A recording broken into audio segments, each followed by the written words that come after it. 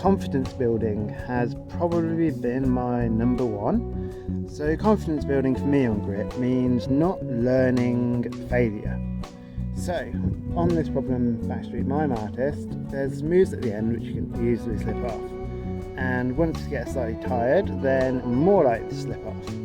So that could lead to learned failure, and that's something I tried to avoid as much as I could. So if I was having a good session on it, at the time I got to the end, I'd fall off those moves maybe once or twice, but then I'd stop trying them. Because I know that when I feel strong and fresh at the start of session, that they're okay. That way it's positive reinforcement in your own mind that the moves are okay, rather than getting a bit tired and then repeatedly slipping off the same move, which teaches your mind that actually maybe it's a bit harder and that you might not be able to do it. The next element of the confidence building was just doing mileage. So going out and choosing different places in the grit and just doing lots and lots and lots, and not worrying too much about the grades, just getting lots ticked.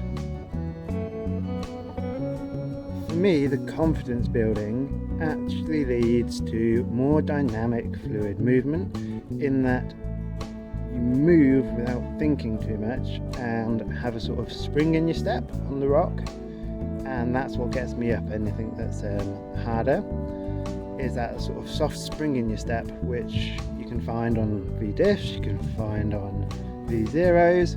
It's just fluid movement, but it does take practice and a bit of competence.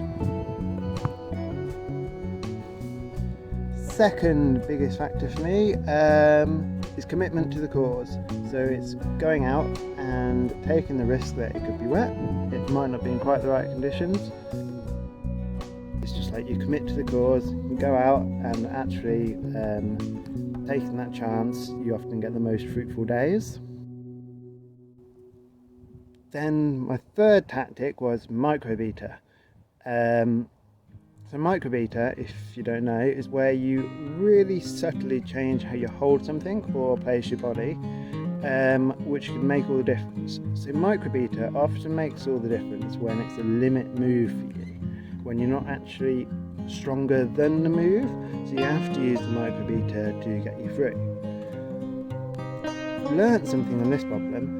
So for a while, my initial tries, I had to use a lot more microbeta because I wasn't stronger than the problem. And then over the course of a couple of months, I did some specific training on the grip types, and there's some specific training of the core and the heel hooks. And when I sent it, and over the last couple of sessions, I've actually felt stronger than the problem. And that's meant that the microbeta, in my head, I don't have to focus quite so much on it being so exact, which gives you a certain freedom of movement on the problem, which also helps to build confidence, knowing that you can practice moves in various different ways and get through them in various different ways. Then the last one for this video is visualization skills. So everything that's been hard for me that I've climbed over the years, I can see pretty much all the moves in my head still now and feel them. So that's something I've learned, is that when you're visualizing the moves with the eyes closed and you're feeling the moves, consciously activate the muscles that will be holding you on at the time. This way we develop like a mind-body connection.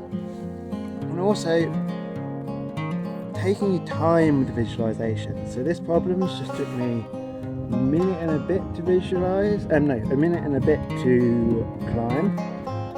But it's probably taken me a good 2 minutes or even 3 minutes to visualize all the moves, ensuring I'm not missing little sequences in my head.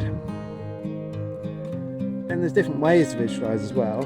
You can learn to visualize yourself actually climbing it, so as if you're watching yourself from a distance, like through a camera. And how I prefer to visualize is to visualize from my own first person perspective, seeing where I'm moving each body part to and feeling the move at the same time. So I hope they've been helpful tips. There's lots more that I could think of, but it's actually getting quite cold out here now and I've stopped climbing, so I'm going to head in and have a bit of a break over Christmas.